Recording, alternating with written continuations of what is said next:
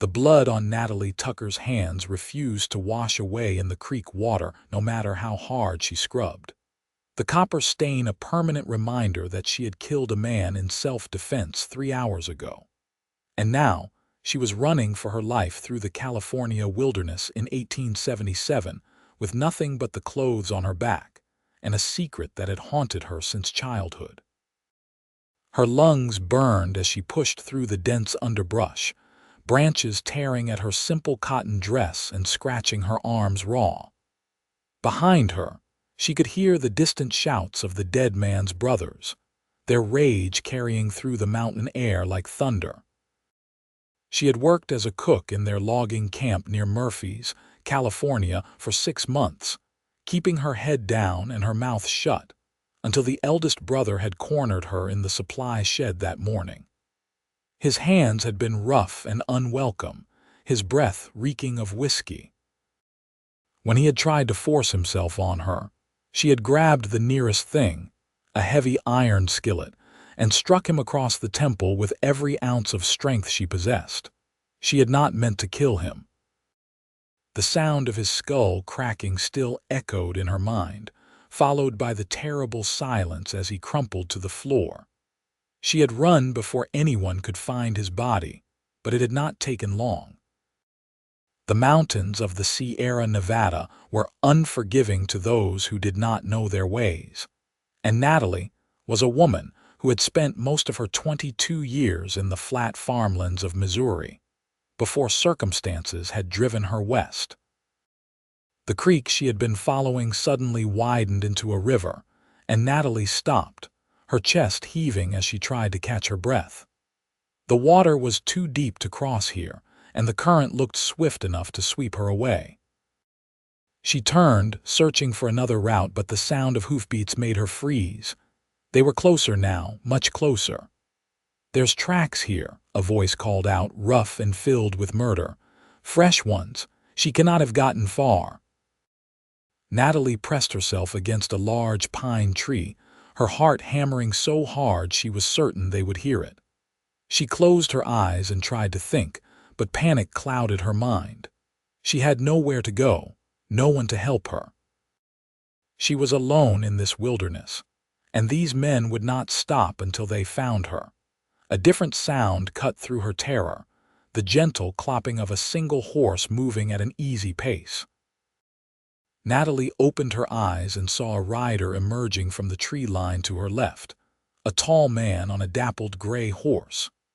He wore the typical garb of a cowboy, worn leather chaps over denim pants, a faded blue shirt, and a wide-brimmed hat that shadowed his face. A bedroll and saddlebags were tied behind his saddle, and a rifle rested in its scabbard. He looked like he was simply passing through, unaware of the drama unfolding around him. Their eyes met across the distance, and Natalie saw him take in her appearance in an instant. Her torn dress, her wild hair that had come loose from its pins, her bleeding arms, and most damning of all, the fear written across her face. The shouting behind her grew louder, and the cowboy's expression shifted from curiosity to understanding. He did not hesitate. In one smooth motion, he guided his horse toward her and extended his hand. "Come on," he said, his voice low and urgent. "Now." Natalie did not stop to question. She grabbed his hand, and he pulled her up behind him with surprising strength.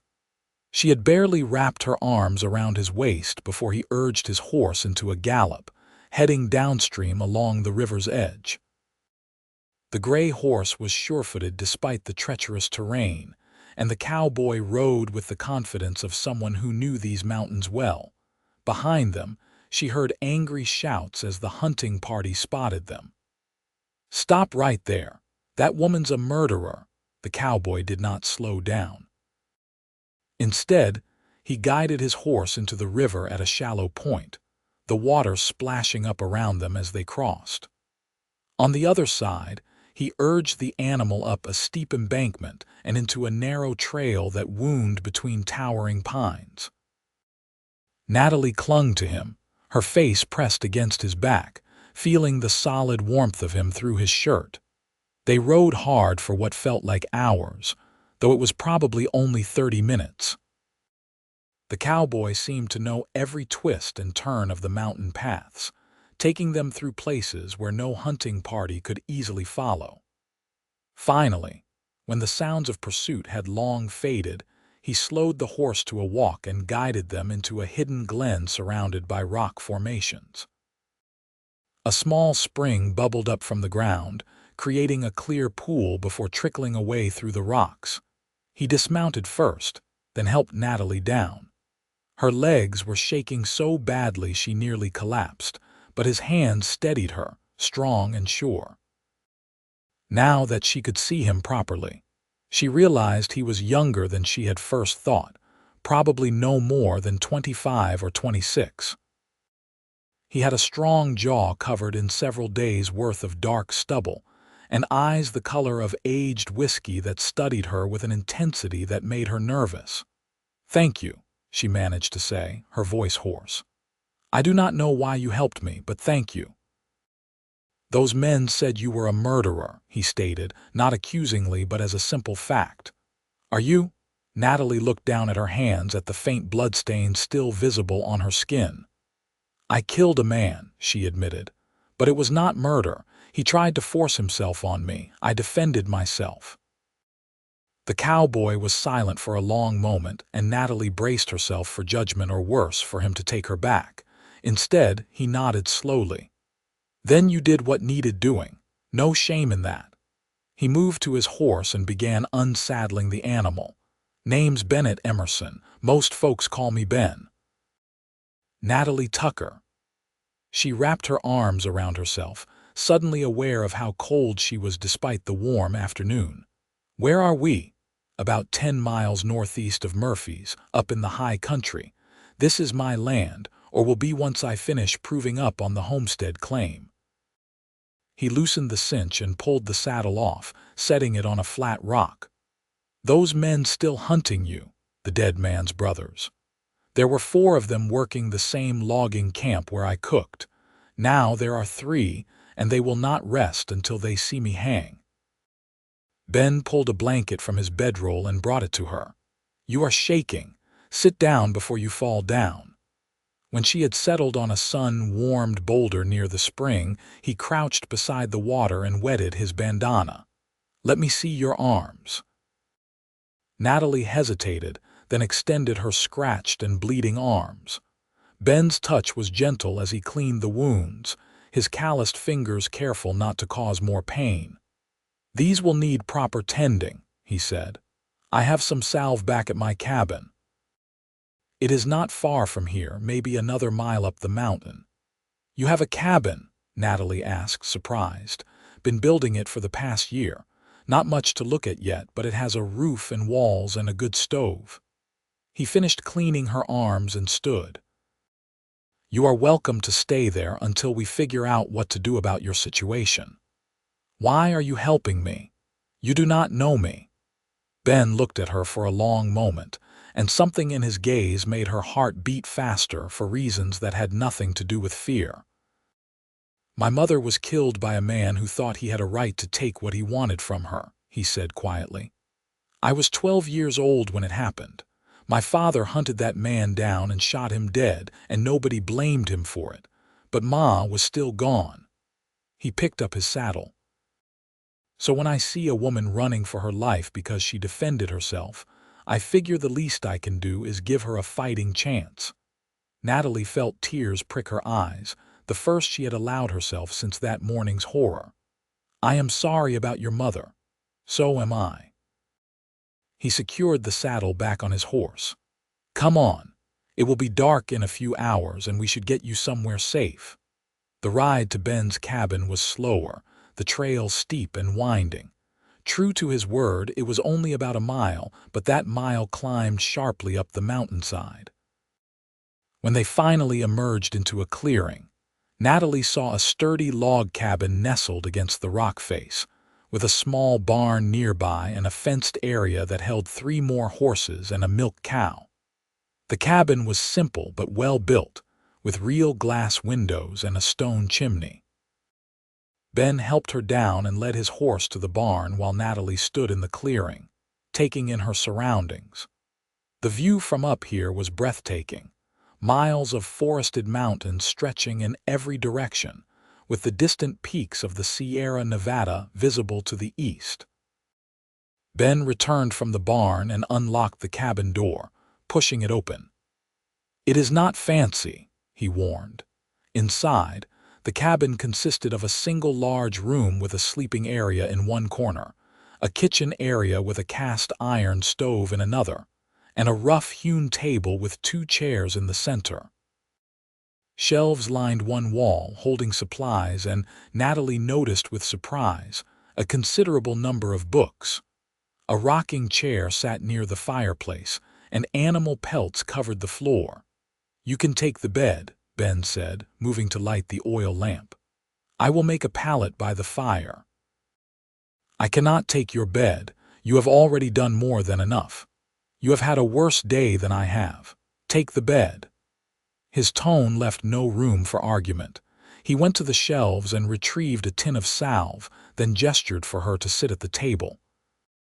As the evening light filtered through the windows, he carefully applied the medicine to her scratched arms, his touch as gentle as it had been by the spring.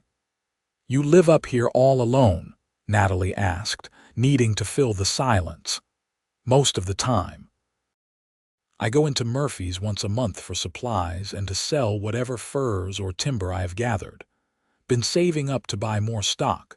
This land can support a good-sized cattle ranch if I work it right." He finished with the salve and corked the tin. "What brought you to California?" Natalie looked down at her hands. This was the moment she dreaded, the moment she always dreaded when someone asked about her past. "I came west after my parents died. They had a farm in Missouri, but when the fever took them, the bank took the farm. I had nothing, no family, no money. A wagon train was heading to California and they needed a cook. I figured it could not be worse than staying. Any other family back east? No, it was just the 3 of us." She paused, then decided she might as well tell him the rest. He had saved her life after all. He deserved to know the full truth of what kind of person he was harboring. "There is something else you should know about me, Ben. Something that might make you reconsider helping me." He raised an eyebrow. "You rob banks in your spare time, despite everything." A small laugh escaped her. "No. Nothing like that. It is just—" She took a deep breath. "I cannot read or write, never learned how. My parents tried to teach me when I was small, but the letters never made sense. They would swim around on the page, rearranging themselves. My father said I was just stubborn, but I truly could not make sense of them. Eventually they gave up trying, and I have spent my whole life pretending I could, making excuses, avoiding situations where someone might find out." She waited for the judgment, the disappointment, or worse, the pity. But Ben just looked at her thoughtfully. "That why you worked as a cook, job where you did not need to read?" "Yes. I memorized recipes my mother taught me. As long as I could cook, most people did not ask questions." She twisted her hands together. "I know it makes me ignorant, makes me less than—" "It does not make you less than anything," Ben interrupted firmly. He stood and crossed to his bookshelf, running his fingers along the spines. "You know what I think? I think you are probably one of the smartest people I have met, to get by this long without anyone knowing. That takes real intelligence, Natalie, the kind that matters more than what is written in books." She stared at him, feeling something warm unfurl in her chest. "You truly believe that?" "I do." He pulled a slim volume from the shelf and returned to the table. "Tell you what. If you are staying here for a while, and it seems like you should until we figure out what to do about those men, I will read to you. Every night if you want. I have got plenty of books, and most evenings I have got nothing but time." Natalie felt tears threatening again, but this time they were different tears. "Why would you do that?" Ben held her gaze, and something passed between them, something electric and unnamed.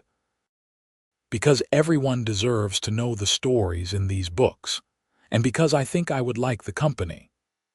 That night, after a simple supper of beans and cornbread that Natalie insisted on cooking despite Ben's protests, they sat in the cabin's single room as the fire crackled in the hearth.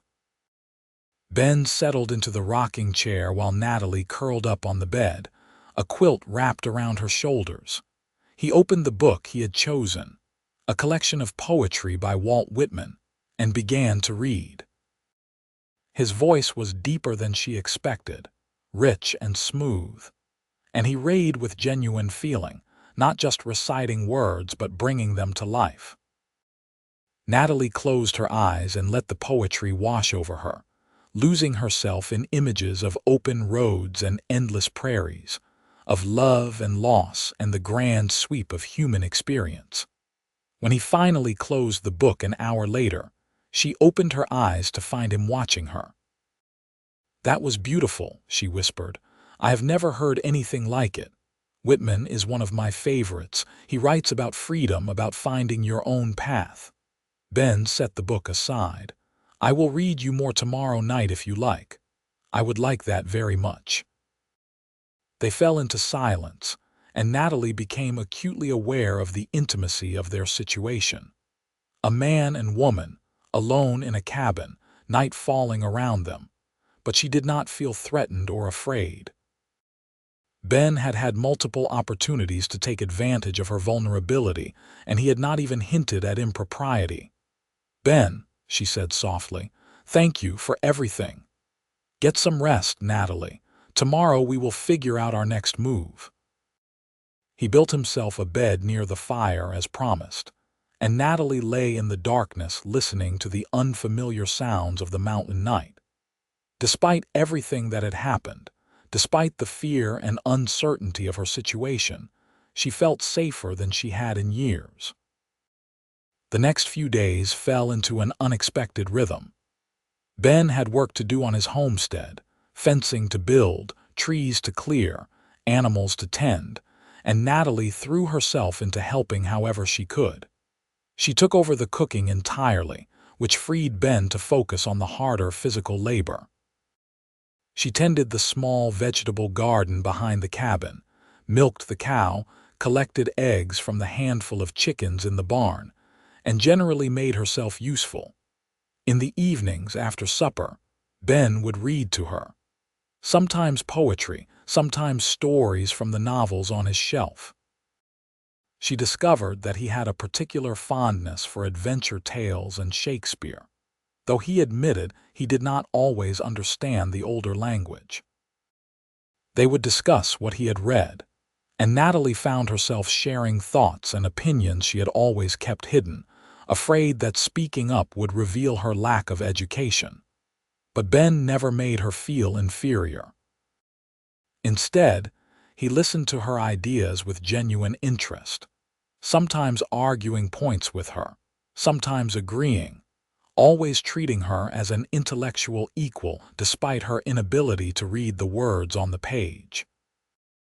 On the fourth day, as they were working together to repair a section of fence that had been damaged by a fallen tree, Ben brought up the subject they had both been avoiding. "We need to talk about what happens next," he said, driving a post into the ground. "Those brothers are not going to give up. Men like that, they view revenge as a matter of honor." Natalie tightened the wire she was holding. "I know, I have been thinking about it.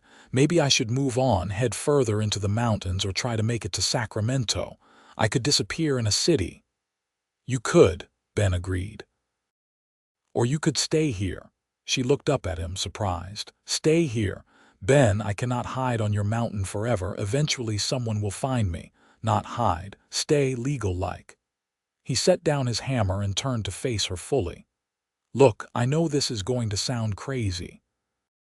We have only known each other a few days, but I have been thinking about it, and there is a solution that could work for both of us." "What kind of solution?" "Marriage." The word hung in the air between them. "If you were my wife, you would have my name and my protection.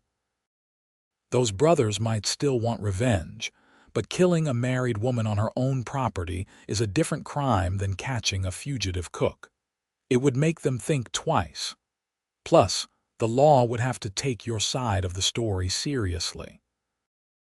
A wife defending herself against assault, especially with her husband to vouch for her character, that carries weight. Natalie's heart was pounding.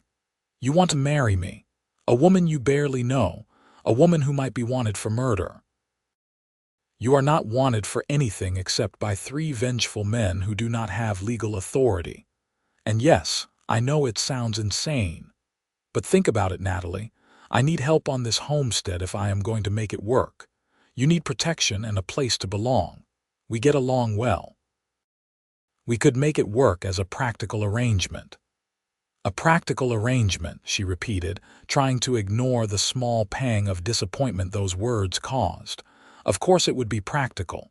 What else could it be? But even as she thought it, she knew she was lying to herself. Over the past few days, she had found herself watching Ben when he worked, admiring the way his muscles moved beneath his shirt, the way sweat dampened his hair in the sun. She had noticed the kindness in his eyes when he looked at her, the way he listened when she spoke, really listened, as if her words mattered. She had felt her heart skip when their hands accidentally touched, had caught herself wondering what it would be like to kiss him.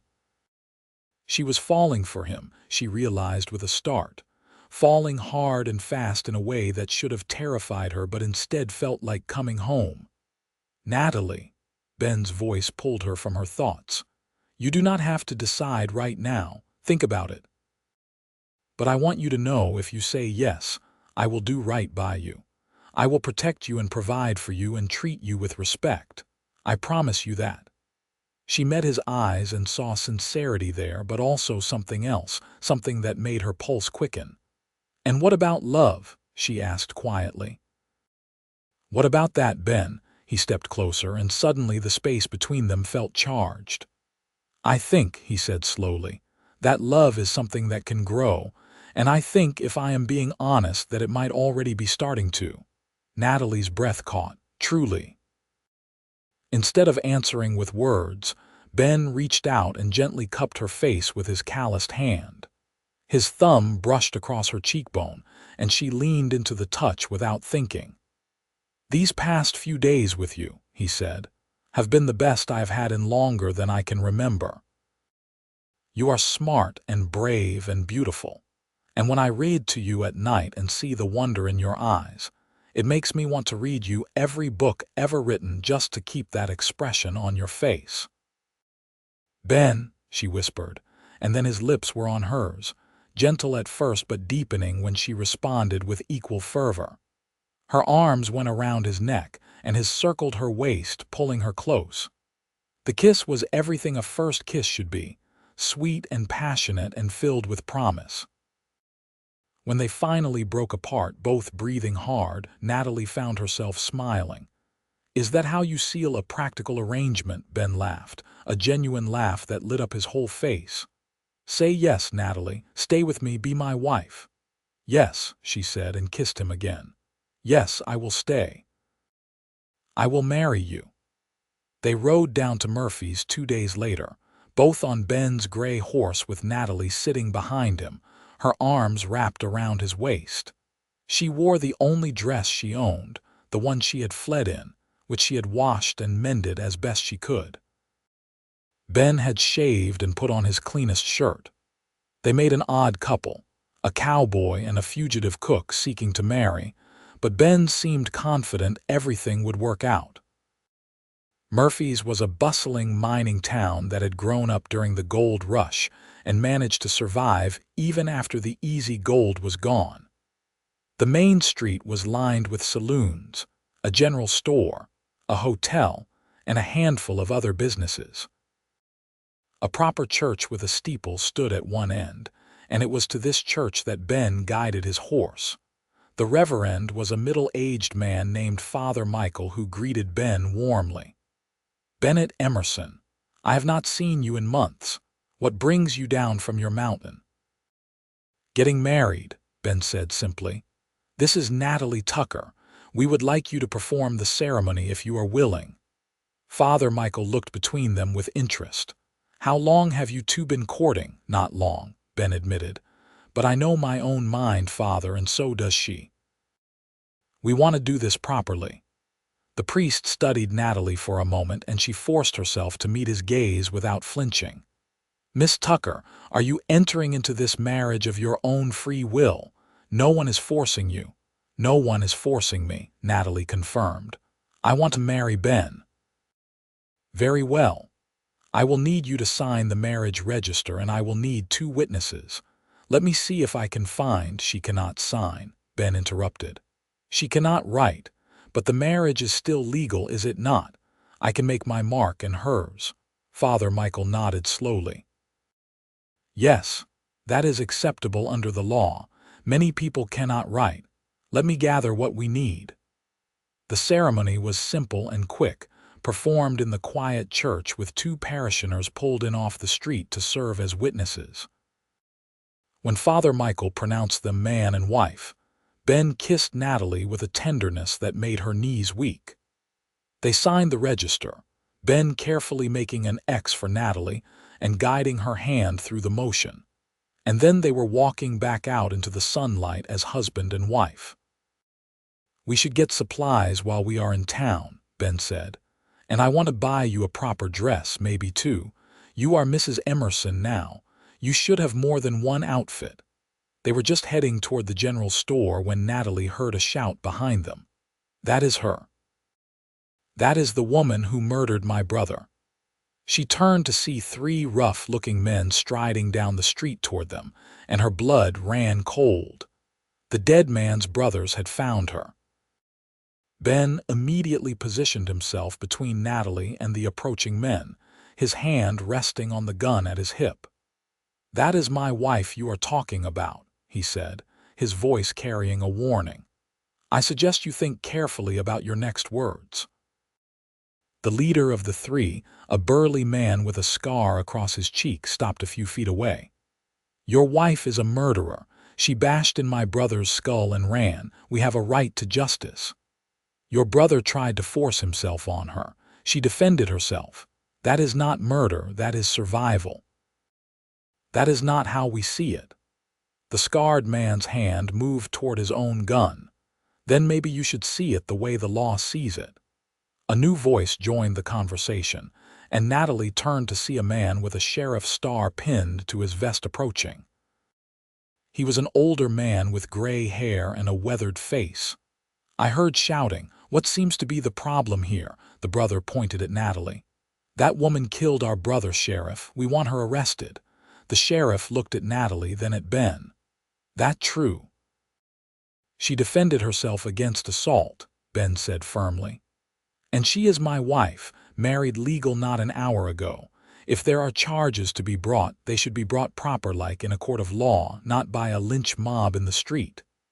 The sheriff considered this, then looked at the 3 brothers. "Did any of you witness what happened between your brother and this woman?" "We do not need to witness it." "We know. So that is a no, which means you have no direct evidence of murder, just suspicion. Now, I know your brother knew him for years, and between you and me, he was not known for his gentle treatment of women." The sheriff spat into the dust. "Way I see it, if this woman says she was defending herself, I am inclined to believe her. And since she is now a married woman with a husband to vouch for her character, I do not see any cause for arrest." "That is not right," the scarred brother protested. "She killed him. You want to file formal charges, you can do that. But it will mean a trial, and trials mean evidence and testimony. You sure you want your brother's reputation dragged through court, all his dealings with women examined? Because I guarantee you, that is what will happen." The sheriff crossed his arms. "Or you can let this go, chalk it up to tragic circumstance, and move on with your lives. Your choice." The 3 brothers exchanged glances. Finally, the scarred one spat on the ground near Natalie's feet. "This is not over," he growled, but he was already backing away. "Actually, it is," the sheriff said mildly. And if I hear about you boys harassing Mr. and Mrs. Emerson, I will have you arrested for disturbing the peace. We clear?" They did not answer, but they turned and stalked away down the street. Natalie realized she had been holding her breath and let it out in a shaky exhale. The sheriff tipped his hat to them. "Congratulations on your marriage. You two best be careful heading back to wherever you came from. Those boys are angry, and anger makes men stupid." "We will be careful," Ben promised. "Thank you, Sheriff." They completed their shopping quickly, Ben purchasing flour, sugar, coffee, and other staples, along with 2 ready-made dresses for Natalie from the general store. As they loaded everything onto the horse, Natalie kept glancing around nervously, expecting the brothers to reappear. Ben noticed her anxiety and squeezed her hand. "We will be all right. Once we are back on the mountain, they will not find us easy, and you heard the sheriff. You are in the clear legally. They have no grounds to pursue you. But they will anyway. You know they will. Maybe. But now they know you have a husband who will defend you and a sheriff who believes your story. That changes things." He helped her mount the horse, then swung up behind her this time, wrapping his arms around her to hold the reins. "We are in this together now, Natalie. For better or worse, remember?" She leaned back against his chest, feeling his solid warmth and strength. "For better or worse," she agreed. The ride back up the mountain took most of the afternoon. When they finally reached the cabin, the sun was beginning to set, painting the sky in shades of orange and pink. Ben helped Natalie down, and they stood together for a moment, looking at the little homestead. "This is your home now," Ben said softly. "Yours and mine. No one can take that away from us." That night, after they had put away the supplies and eaten a simple supper, Ben built up the fire and retrieved a new book from his shelf. "I bought this today," he said, showing it to Natalie. "While you were looking at dress fabric, I have been wanting to read it." It was a collection of Elizabeth Barrett Browning's poetry. Ben opened it to a marked page and began to read. "How do I love thee? Let me count the ways." As his voice filled the cabin with words of love and devotion, Natalie felt tears slip down her cheeks. When the poem ended, she crossed to where Ben sat and took the book from his hands, setting it aside. Then she kissed him, pouring all her feelings into it, all her gratitude and affection and growing love. "I think," she whispered against his lips, "that I am falling in love with you, Bennett Emerson." His arms tightened around her. "I know I am falling in love with you, Natalie Emerson." They made love for the first time that night, gentle and sweet, learning each other's bodies in the firelight.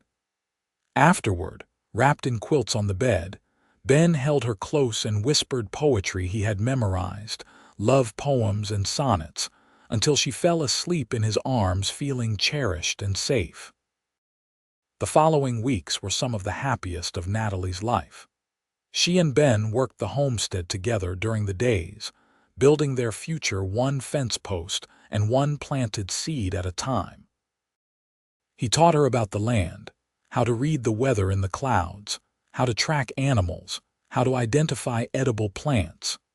She taught him cooking techniques her mother had shown her, how to make bread that stayed soft for days, how to preserve vegetables for winter. And every evening, without fail, he read to her. Sometimes poetry, sometimes novels, sometimes passages from the newspapers he brought back from his monthly trips to town. She would listen, transported by the words, falling more in love with this man who had saved her life and given her a home, and treated her as if her illiteracy was nothing more than a minor inconvenience. One evening, about 2 months after their marriage, Ben looked up from the book he was reading and studied her thoughtfully. "I have been thinking," he said. "Would you want to learn to read? Really learn, I mean. I could teach you if you wanted to try." Natalie felt her old familiar shame rising. "I tried before, many times. I told you the letters just move around. I cannot make sense of them. I know. But I have been reading about it, and there are some people who struggle with letters in a particular way. It is not that they are stupid or lazy. Their brains just work differently. There are techniques that sometimes help. He set the book aside and came to sit beside her.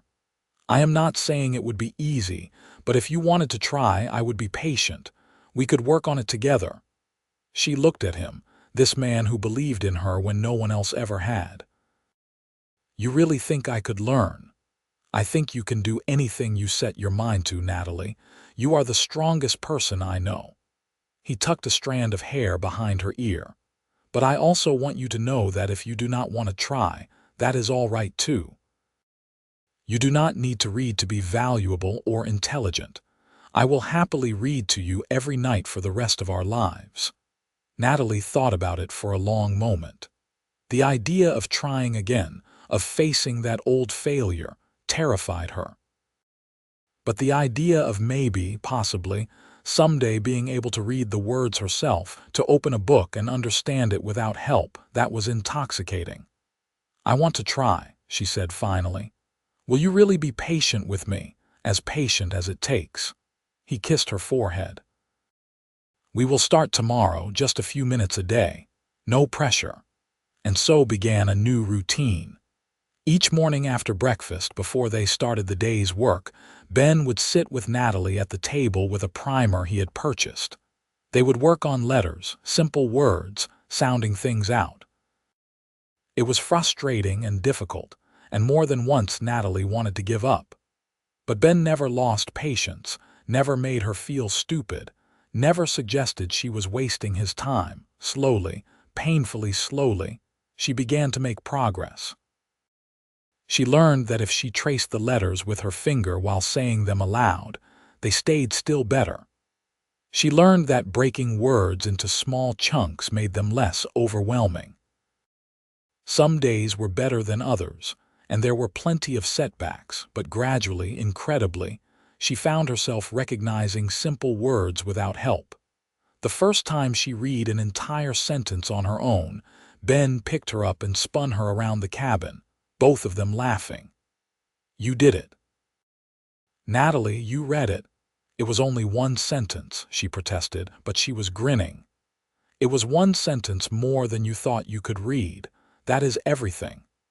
That night, she asked him to read her favorite poem again, the Browning love sonnet. As he read, she followed along in the book over his shoulder, and this time she could recognize some of the words. Not all of them, not even most of them, but enough to feel like she was truly sharing the experience with him rather than just listening. Winter came to the mountains, bringing snow that piled high around the cabin. They were snowed in for days at a time, but Natalie did not mind. The cabin was cozy, they had plenty of supplies, and being trapped inside with Ben felt more like a blessing than a burden. They spent the long evenings by the fire, reading and talking and making love, building a life together that felt more real and solid than anything Natalie had ever known. One night in January, as the wind howled outside and snow piled against the windows, Natalie realized her monthly bleeding had not come. She sat very still, counting back the weeks, her hand unconsciously moving to her belly. Ben noticed immediately. What is wrong? Nothing is wrong, I think. Ben, I think I might be with child. He stared at her for a moment, and then a smile broke across his face like sunrise. Truly, you are sure, not completely sure. It has only been a few weeks, but all the signs are there. She felt suddenly nervous. They had never discussed children, had been too busy just learning to be married. Are you happy about it? Instead of answering, Ben crossed to her in 2 strides and gathered her into his arms, holding her as if she was the most precious thing in the world. Happy does not begin to cover it, he said, his voice thick with emotion. A child, our child. Natalie, this is the best news you could have given me. She clung to him, relief washing through her. I am scared, she admitted. I do not know how to be a mother. and I do not know how to be a father. We will figure it out together, just like we have figured out everything else."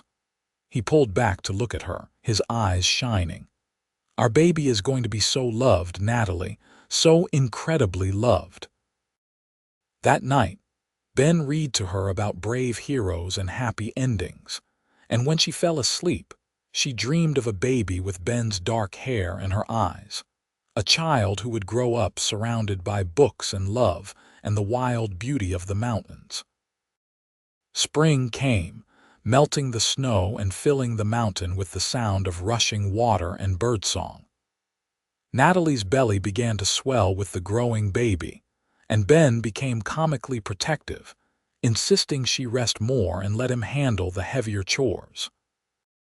She argued with him, reminding him that pregnant women had been working since the dawn of time, but she secretly loved his attentiveness. Her reading was improving steadily. She could now make it through simple children's books on her own, though she still needed help with longer or more complex words. Ben never seemed to mind when she asked for assistance, always stopping whatever he was doing to help her puzzle out a difficult passage. One warm afternoon in May, they were working together in the garden, planting seeds for the summer vegetables, when Natalie heard horses approaching. She straightened, her hand instinctively going to her rounded belly, as 4 riders emerged from the tree line. Ben was beside her in an instant, his hand on his gun. But as the riders came closer, Natalie saw that the lead rider was wearing a sheriff's star. It was the same sheriff from Murphy's who had intervened on their wedding day. The sheriff raised his hand in greeting as he approached. "Mr. Emerson, Mrs. Emerson, hope I am not intruding." "Sheriff," Ben acknowledged, relaxing slightly but keeping himself between the lawman and Natalie. "What brings you all the way up here?" The sheriff dismounted, gesturing for his deputies to do the same. "Wanted to give you some news in person. Figured you would want to hear it. Those 3 brothers who were after your wife, they are dead." Natalie felt the blood drain from her face. "Dead? How?" "Tried to rob a stagecoach about a month ago down near Sonora. Shot it out with guards, and all 3 of them were killed. We identified the bodies just last week." The sheriff looked at Natalie. "Means there is no one left to pursue charges against you, madam. Far as the law is concerned, the matter is closed. You are completely in the clear." Relief so intense it made her dizzy washed over Natalie. Ben's arm came around her shoulders, supporting her. "That is good news, Sheriff. Thank you for riding all this way to tell us. Figured you deserve to know you can come and go without looking over your shoulders." The sheriff's gaze moved to Natalie's pregnant belly, and he smiled. "I see congratulations are in order. When are you due?" "Late summer, we think," Natalie managed. "Well, you have got yourself a fine piece of land here and a good man. Best wishes to you both." The sheriff remounted his horse. "You need anything, you know where to find me in Murphy's." After the lawman had ridden away, Natalie turned into Ben's embrace and let herself cry, not tears of sadness but of profound relief. The shadow that had been hanging over her for almost a year was finally lifted. She was free, truly free, to live her life without fear. "It is over," Ben murmured, stroking her hair. "It is really over, Natalie. You are safe." "We are safe," she corrected, placing his hand on her belly where their baby kicked and turned. "All 3 of us."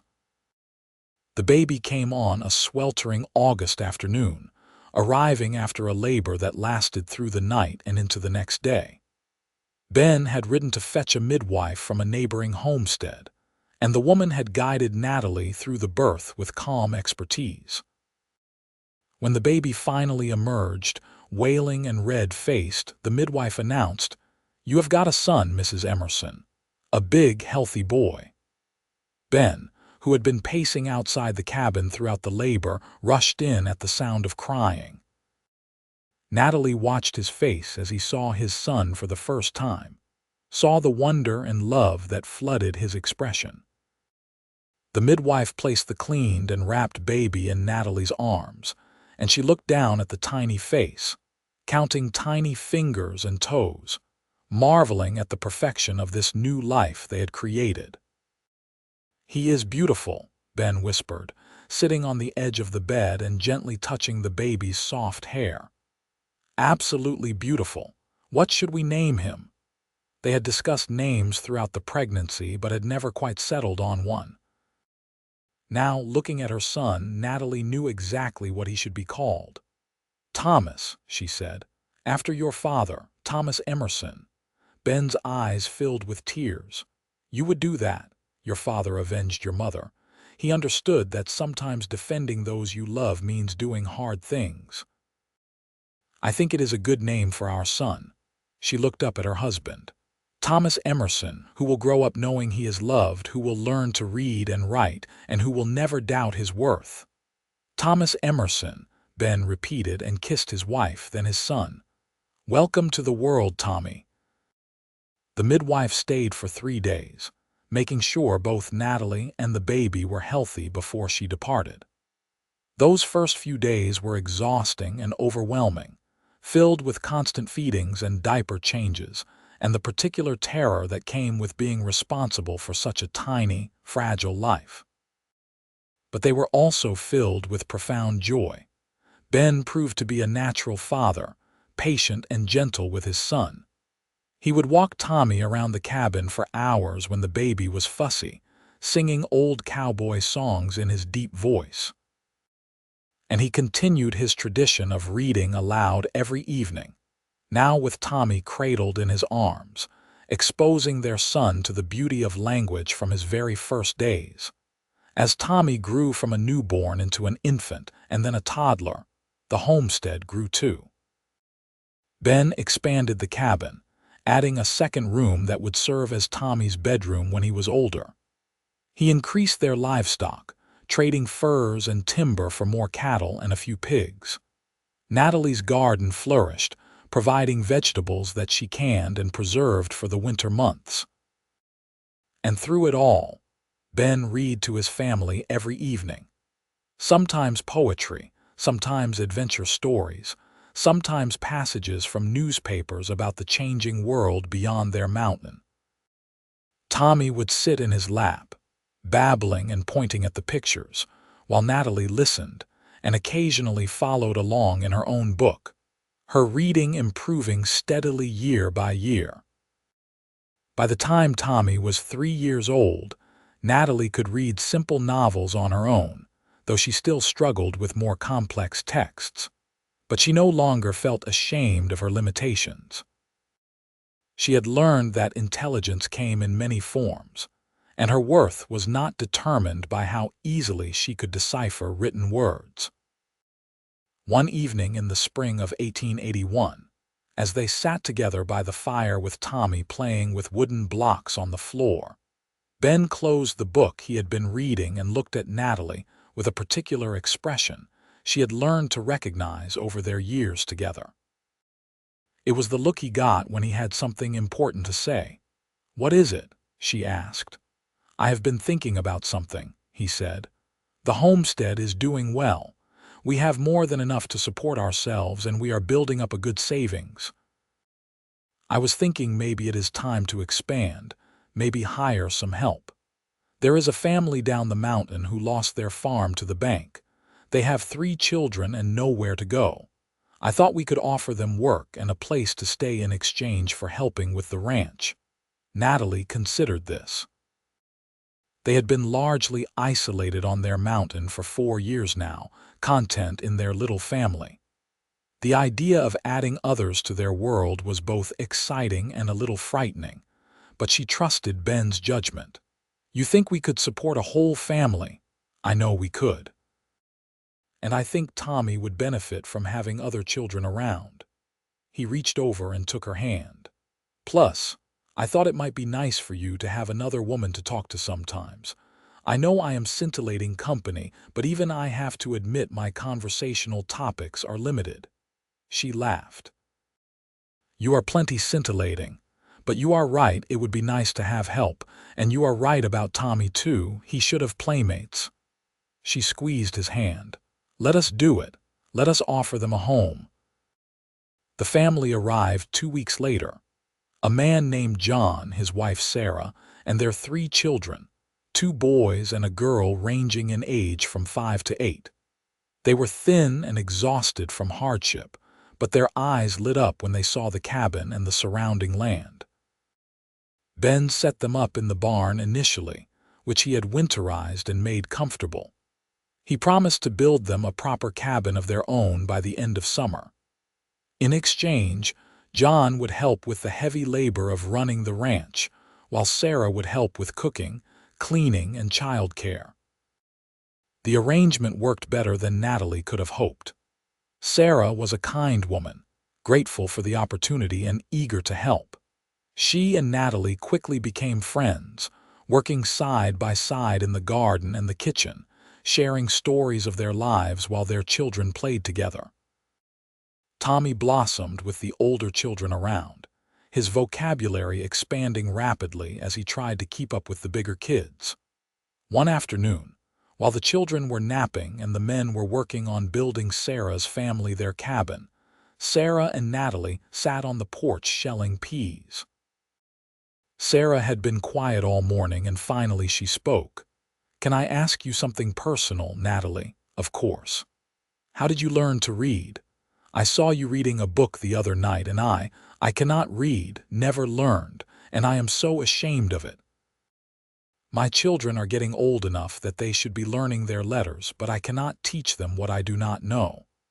Natalie set down her bowl and looked at her friend. "I could not read either, not when I married Ben. He taught me, slowly and patiently over years. I am still not great at it, truth be told. Complex words still give me trouble, but I can manage simple books now, and that is more than I ever thought I would achieve." Sarah stared at her. "You could not read, but you seem so educated, so smart." "Being unable to read does not make you stupid, Sarah. It just means you have not had the opportunity to learn, and it is never too late." Natalie reached over and squeezed her hand. "If you want, I could teach you what I know. We could learn together and then we could teach your children together. Ben would help too. He loves teaching." Tears filled Sarah's eyes. "You would do that. Truly, we are family now. Family helps each other." And so the evening readings expanded. Now Ben would read to the whole group. All the adults and children gathered in the main cabin, listening to stories of adventure and romance and far-off places. After the children went to bed, he and Natalie would work with Sarah on her letters, teaching her the same techniques that had helped Natalie. Sarah's husband John, it turned out, could read a little, and he joined the lessons as well, wanting to improve his skills. The homestead became a place of learning and growth, of families supporting each other and building something bigger than themselves. By the end of that summer, Sarah could read simple passages, and her children were progressing well with their lessons. The new cabin was completed, giving Sarah's family their own space while keeping them close enough to feel like part of the larger household.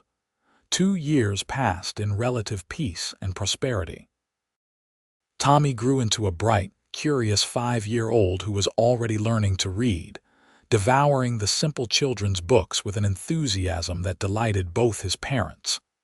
The ranch expanded further, and Ben hired 2 more hands, cowboys who lived in the bunkhouse he had built near the barn.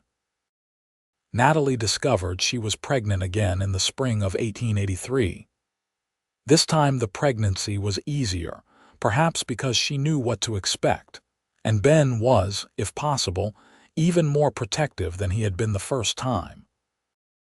Their daughter was born on a crisp October morning, arriving quickly and with far less difficulty than Tommy's birth had been. They named her Rose, after the wild roses that grew all over the mountain in summer. She was a beautiful baby with Natalie's delicate features and Ben's dark coloring. Tommy was enchanted with his baby sister, wanting to help with everything and constantly asking when she would be big enough to play with him. The night after Rose was born, after the midwife had left and the baby was sleeping peacefully in her cradle, Ben climbed into bed beside Natalie and pulled her gently into his arms. "2 children," he said softly. "A thriving ranch. A wife I love more every day. Sometimes I cannot believe this is my life." Natalie snuggled closer, careful of her healing body. "It is our life, the life we built together." She looked up at him. "Do you ever regret it, saddling yourself with a fugitive cook who could not raid, not for a single second?" "You were never a burden, Natalie. You were a gift." He kissed her forehead. "Should I read to you tonight, or are you too tired?" "I am exhausted," she admitted. "But yes, please read. I have missed it these past few days." Ben reached for the book on the bedside table, a new collection of poems he had brought back from his last trip to Murphy's. He opened it carefully with one hand, keeping his other arm around Natalie, and began to read in the low, soothing voice she had come to love so much. As his words washed over her, Natalie thought about the journey that had brought her here. She had run into these mountains in fear and desperation, convinced her life was over. Instead, she had found a man who saw her worth, who valued her for who she was rather than what she could or could not do. She had found a home, a family, a purpose. She could read now, not perfectly but well enough to manage most books if she took her time. But even if she had never learned, even if the letters had remained forever mysterious to her, she knew Ben would have kept his promise. He would have read to her every night for the rest of their lives, never complaining, never making her feel lesser for needing his help. That was love, she thought. Real love. Not the flowery romance of the poems Ben read, but the steady, dependable love of someone who showed up day after day, who saw all your flaws and chose you anyway, who held you close and made you feel safe even when the world was frightening and uncertain. "What are you thinking about?" Ben asked, pausing in his reading. "I am thinking about how lucky I am, how lucky we are." He set the book aside and turned to face her fully. "I am the lucky one, Natalie. You gave me everything I did not even know I was missing. Purpose, family, love. Everything that matters." She kissed him, soft and sweet. "Then I suppose we are both lucky." "I suppose we are." The years continued to pass, each one building on the last. Tommy grew into a serious, studious boy who loved books as much as his father did. Rose grew into a wild child who preferred climbing trees to sitting still, but who also had a tender heart and a gift for caring for animals. Ben and Natalie watched their children grow with pride and joy, marveling at the people they were becoming. The ranch continued to thrive. By 1890, it was one of the most successful operations in the region, known for quality cattle and fair treatment of workers. Ben had become something of a local leader, respected for his integrity and wisdom. Natalie, too, had earned respect in the community as a woman who ran a tight household and who had a gift for nursing sick animals and people back to health. She could read quite well by then, though she still preferred to have Ben read aloud in the evenings. It had become such a cherished tradition, a time when the whole family would gather and listen together, that no one wanted to give it up. Even Tommy and Rose, who could both read perfectly well on their own, still loved hearing their father's voice bringing stories to life. One evening, when Tommy was 18 and Rose was 13, Ben pulled out a very old book from his shelf, one Natalie recognized as the first poetry collection he had ever read to her. "I was thinking," he said, "that I would read the poem I read to your mother on our wedding night. The one that started everything." Tommy and Rose settled in to listen, and Ben opened to the familiar page. But before he could begin, Natalie reached out and gently took the book from his hands. "Let me," she said softly. She had never read aloud to the family before, still self-conscious about her slower pace and occasional stumbles. But tonight felt right. Tonight she wanted to share this gift with her children, to show them how far she had come. "How do I love thee? Let me count the ways," she began, her voice clear and steady. She read the entire poem, feeling Ben's eyes on her the whole time, filled with pride and love. When she finished, she looked up to find her children staring at her in surprise.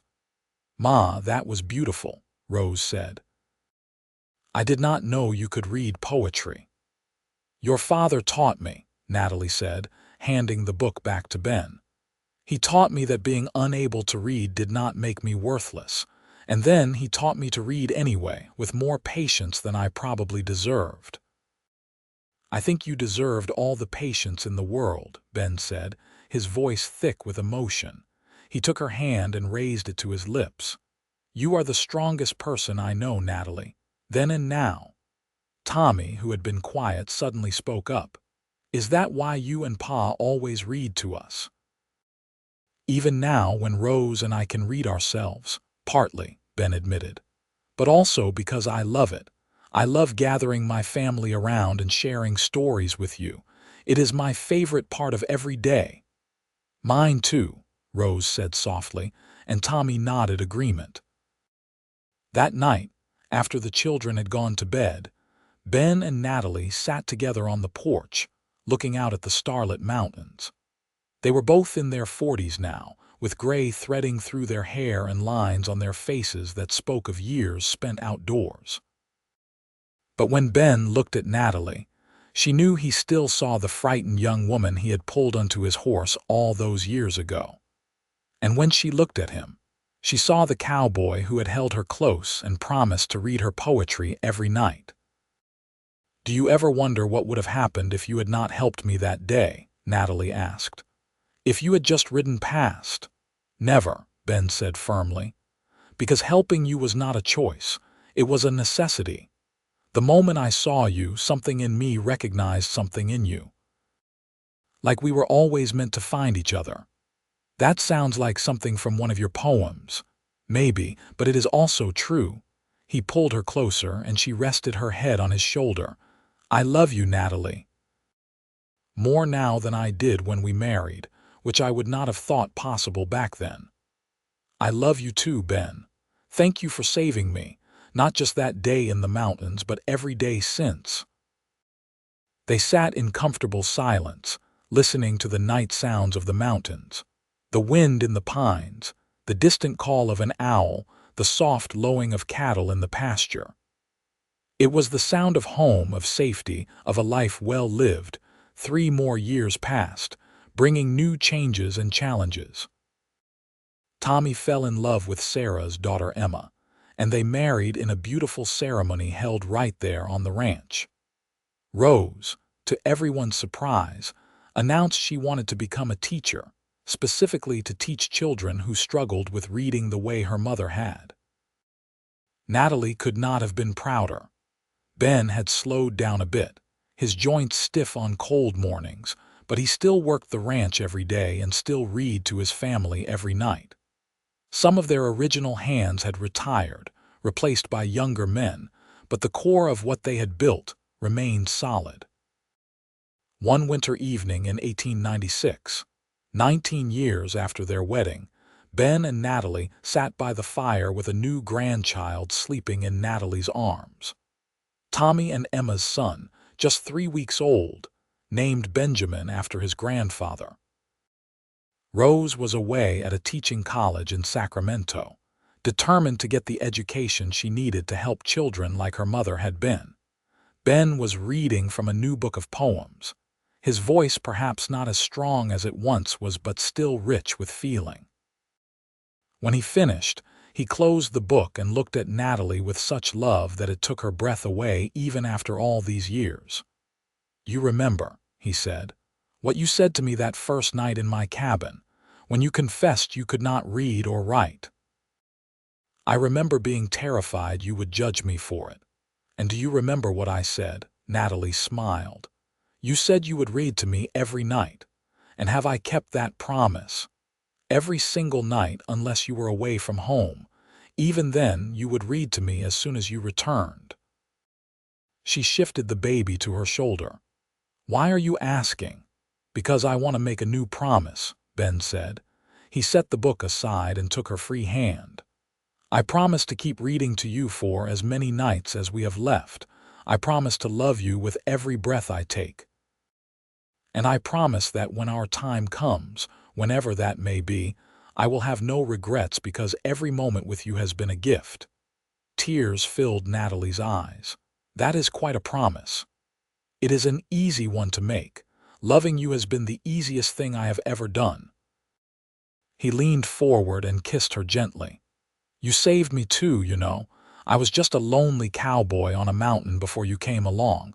You gave me a reason to build something lasting, a reason to care about the future. You gave me everything." "We gave each other everything," Natalie corrected. She looked down at the sleeping baby in her arms, then around the warm, comfortable cabin that had grown and changed with their family over the years. "We built a good life, did we not?" "The best life," Ben agreed. "The very best."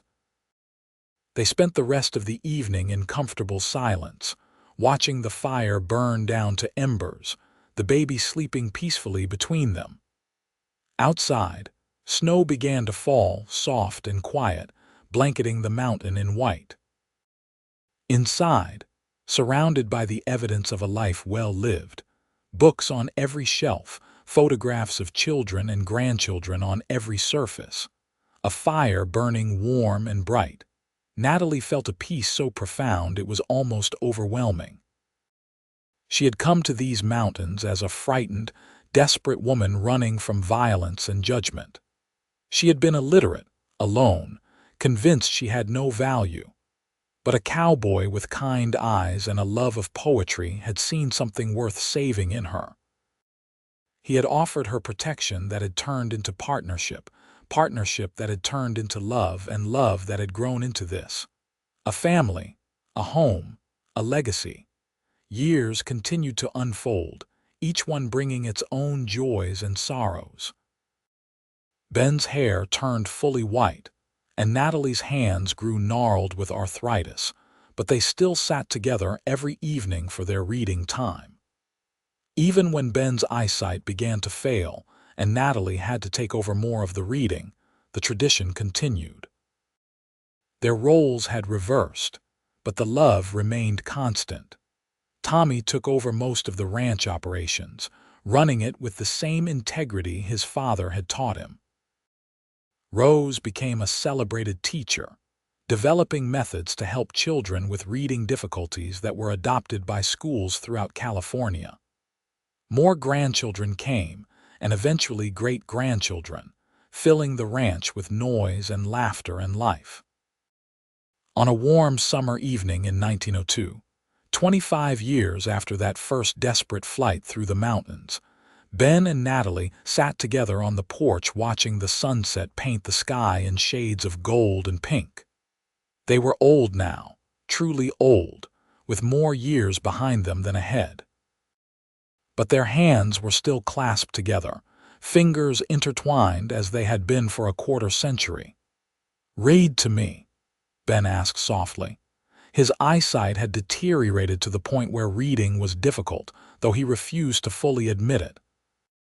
Natalie picked up the book that lay on the table between them, the same collection of Browning poems Ben had read from on their wedding night.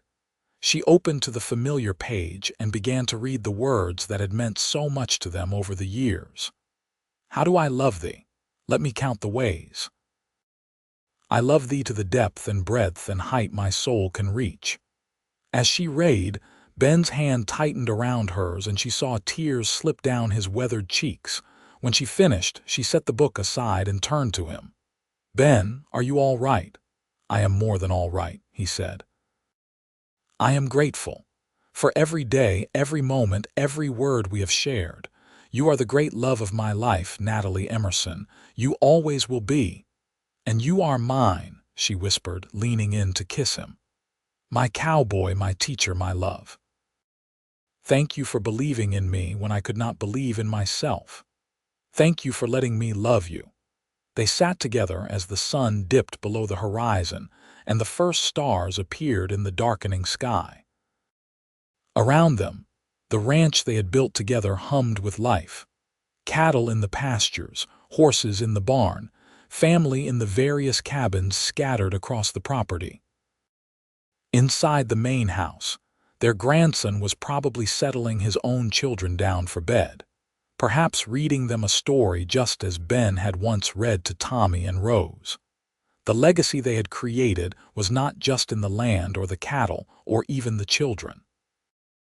It was in the love of reading they had passed down, in the kindness they had shown to those who needed help, in the example they had set of two people who had found each other against all odds and built something beautiful together. As night fell and the air grew cool, they went inside, moving slowly with the caution of the elderly. But their spirits were still young, still vibrant with the love that had sustained them through so many years. Ben settled into his rocking chair while Natalie built up the fire, their movements synchronized by decades of partnership. Then she picked up a new book, a novel that had just come in the mail from Rose, and settled into her own chair beside him. She opened to the first page and began to read aloud, her voice perhaps not as strong as it once was but still clear, still filled with the joy of bringing words to life.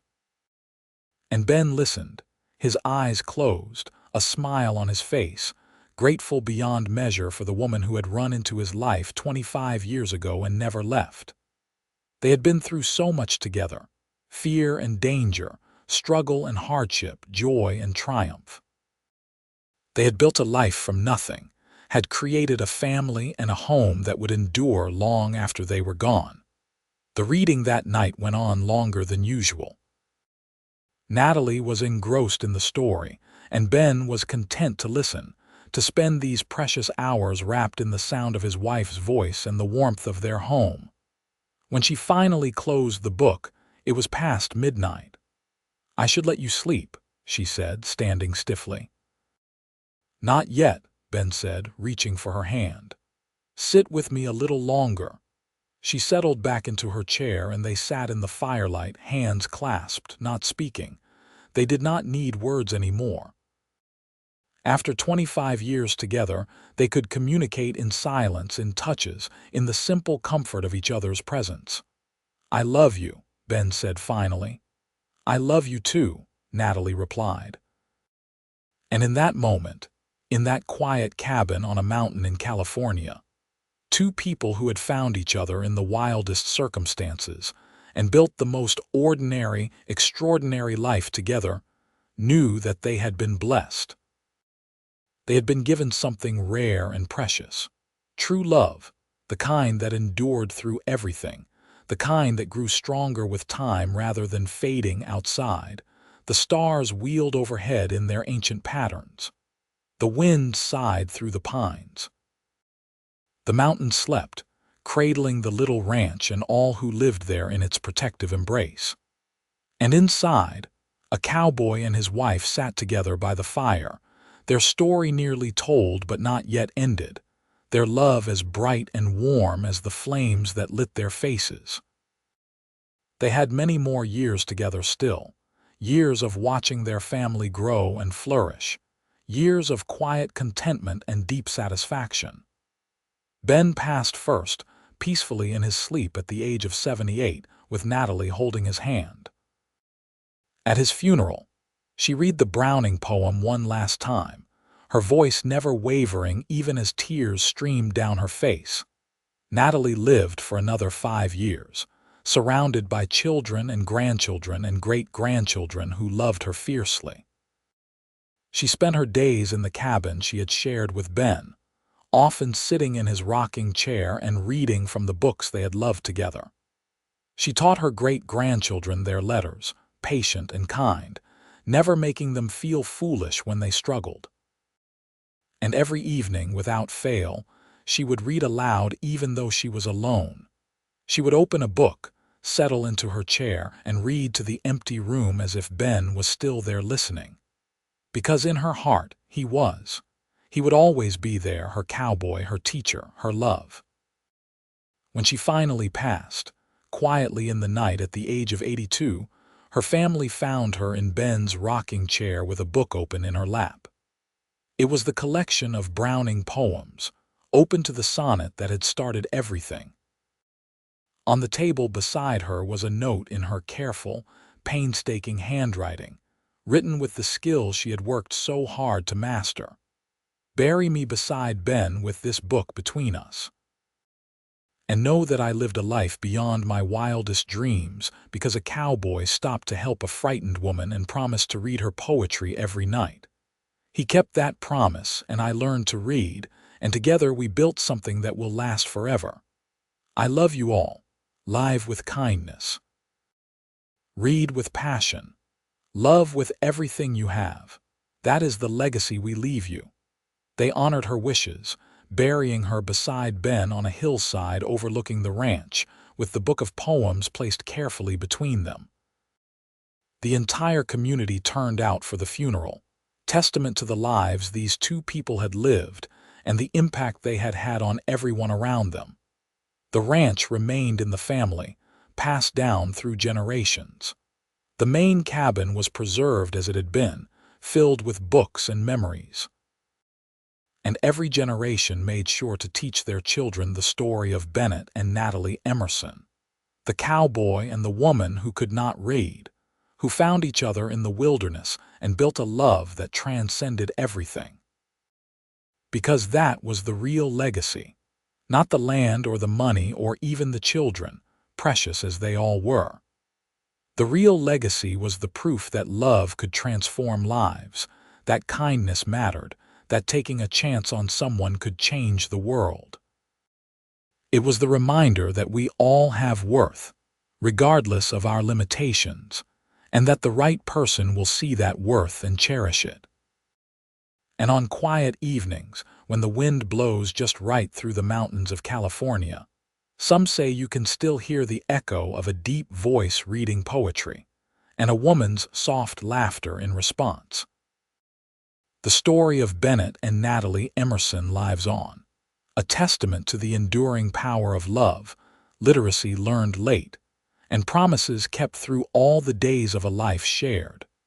Their story had begun with fear and desperation, with a woman running for her life and a cowboy who chose to help. It had grown through patience and kindness, through poetry read by firelight and lessons taught with love. It had flourished in partnership and respect, in the building of a home and the raising of a family. And it had ended, as all great love stories do, with two souls who had walked life's path together knowing they had been blessed beyond measure. The books still line the shelves of that old cabin. The rocking chairs still sit by the fireplace. And the legacy of two people who proved that love and literacy and human kindness can transform everything continues to inspire everyone who hears their tale. Because in the end, that is what matters. Not how we start, but how we love, how we grow, and how we choose to spend the precious days we are given with those who matter most. Bennett and Natalie Emerson had made every day count. They had loved fiercely, lived fully, and left behind a legacy that would endure long after the mountains themselves had worn away. And that, more than anything else, was the happy ending they both deserved.